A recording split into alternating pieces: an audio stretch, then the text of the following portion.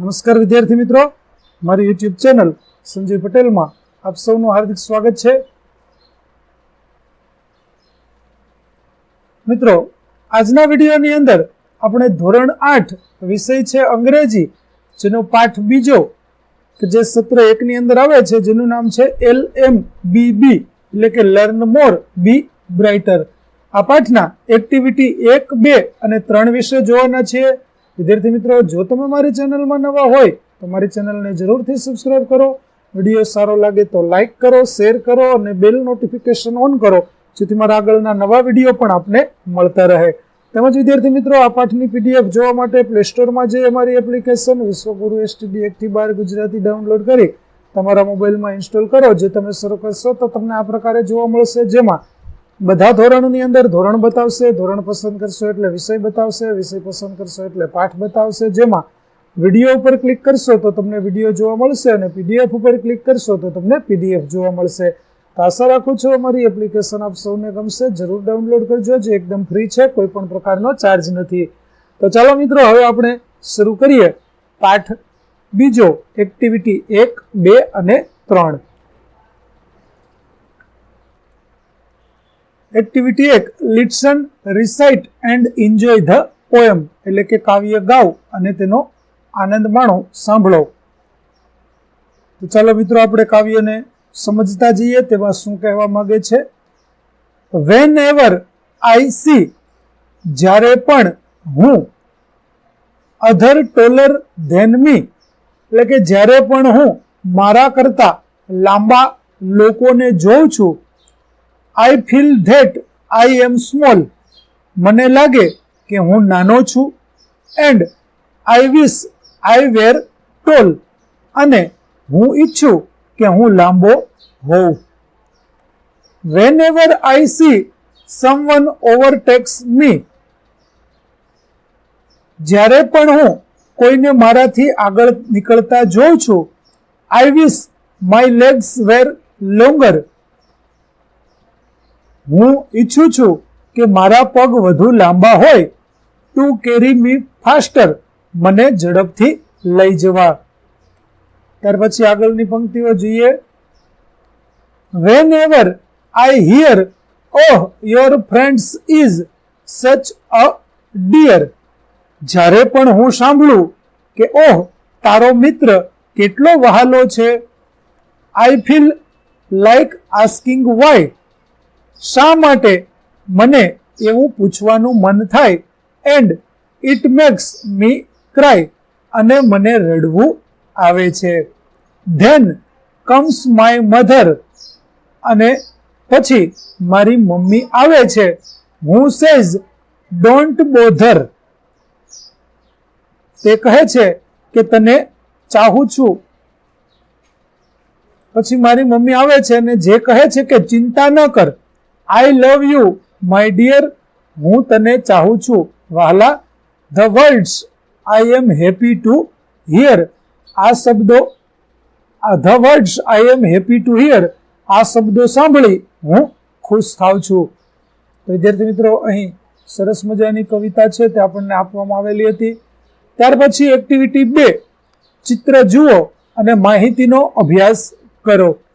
તો અહીં વિદ્યાર્થી મિત્રો, દુનિયાના સૌથી ઊંચા બિલ્ડિંગ કે જે બુર્જ ખલીફા દુબઈની અંદર આવેલું છે, તેના વિશે આપણને કેટલીક માહિતી છે તે આપવામાં આવેલી છે. તે માહિતીને ચાલો આપણે અભ્યાસ કરીએ અને જોઈએ કે તે શું કહેવા માંગે છે. તો Burj Khalifa is the tallest building in the world. Burj Khalifa વિશ્વની સૌથી ઊંચી ઇમારત છે. It is skyscraper in Dubai, તે દુબઈની ગગનચુંબી ઇમારત છે. ઇટ હેઝ 163 ફ્લોર્સ, તેને 163 માળ છે. ઇટ્સ હાઇટ ઇઝ 827.8 મીટર્સ, તેની ઊંચાઈ 827.8 મીટર છે. It is the tallest man made structure in the world, તે માણસ દ્વારા બનાવેલી વિશ્વની સૌથી મોટી ઇમારત છે.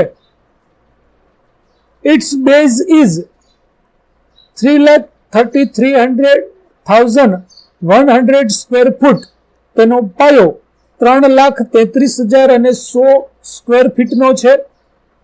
It is the longest water supply line, તેને પાણી પુરવઠાની સૌથી લાંબી લાઇન છે. ઇટ હેઝ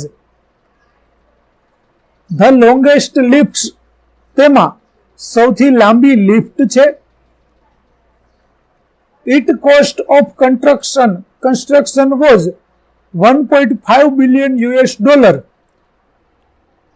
તેના બાંધકામની કિંમત $1.5 અબજ છે. It is the most expensive building, તે સૌથી મોંઘી ઇમારત છે. તો વિદ્યાર્થી મિત્રો, આ બુર્જ ખલીફા વિશે આપણને કેટલીક માહિતી આપવામાં આવેલી હતી કે જે દુનિયાની સૌથી ઊંચી ઇમારત છે. 163 માળ છે, 2722 ફૂટ તેની ઊંચાઈ છે. માણસ દ્વારા બનાવેલી તે સૌથી ઊંચી બિલ્ડિંગ છે. તેનો પાયો છે તે 3,33,100 સ્ક્વેર ફૂટનો પાયો છે. પાણી પુરવઠા માટેની સૌથી લાંબી લાઈન આ બિલ્ડિંગની અંદર વપરાયેલી છે. એ સિવાય તેના બાંધકામની કિંમત લગભગ $1.5 અબજ છે, તે તેની કિંમત છે. અને દુનિયામાં સૌથી મોંઘી ઇમારત છે તે આ બુર્જ ખલીફા છે. ચાલો, વાક્યો ખરા છે કે ખોટા તે નક્કી કરો અને દરેક વાક્યની સામે આપેલા કૌંસમાં સાચા માટે ટી અને ખોટા માટે એફ મૂકો. તો પેલું, the tallest building in the world is Burj Khalifa, કે દુનિયાની સૌથી ઊંચી ઇમારત બુર્જ ખલીફા છે. તો તે વાક્ય સાચું છે, માટે આપણે ટી કરીશું. બીજું, it is the smallest building in Dubai, આ દુબઈની નાનામાં નાની બિલ્ડિંગ છે. તો તે વાક્ય ખોટું છે, કારણ કે બુર્જ ખલીફા છે તે દુબઈની મોટામાં મોટી બિલ્ડિંગ છે. ત્રીજું, no other building has so long water supply line as the Burj Khalifa, એટલે કે બુર્જ ખલીફા જેટલી પાણી પુરવઠાની લાઈનો બીજી એક પણ બિલ્ડિંગમાં નથી. તો તે વિધાન સાચું છે, માટે આપણે ટી કરીશું.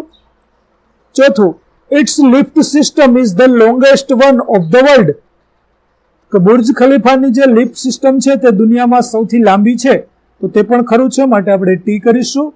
અને પાંચમું, its cost was higher than any other building in the world, કે દુનિયાની બીજી બધી ઇમારતો કરતા તેની કિંમત વધારે છે. તો તે પણ સાચું છે, માટે આપણે ટી કરીશું. ત્યાર પછી વિદ્યાર્થી મિત્રો, એક્ટિવિટી 3 આપેલી છે, જેમાં ચિત્રોનો અભ્યાસ કરો અને પછી તેમના આધારે સાચા શબ્દો પસંદ કરી અને ખાલી જગ્યા પૂરો. તો સ્મોલ, સ્મોલર અને સ્મોલેસ્ટ. તો ચાલો આપણે જોઈએ. A second box is small, પ્રથમ જે બીજું ખોખું છે તે નાનું છે. B, third box is smaller than first box, એટલે કે ત્રીજું બોક્સ છે તે બીજા બોક્સ કરતા નાનું છે, પહેલા બોક્સ કરતા નાનું છે. અને C, second box is the smallest of all the boxes, એટલે કે બીજા નંબર ઉપર જે બોક્સ છે તે બધા બોક્સ કરતા નાનું છે. ત્યાર પછીનું બીજું છે, તેમાં જોઈએ તો the apple tree does not have thick trunk, એટલે કે સફરજનનું ઝાડ છે તેને જાડી ડાળીઓ હોતી નથી.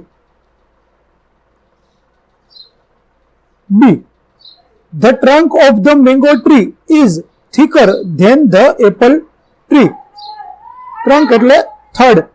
તો જે આંબાનું ઝાડ છે તેને સફરજનના ઝાડ કરતા જાડી થડ હોય છે.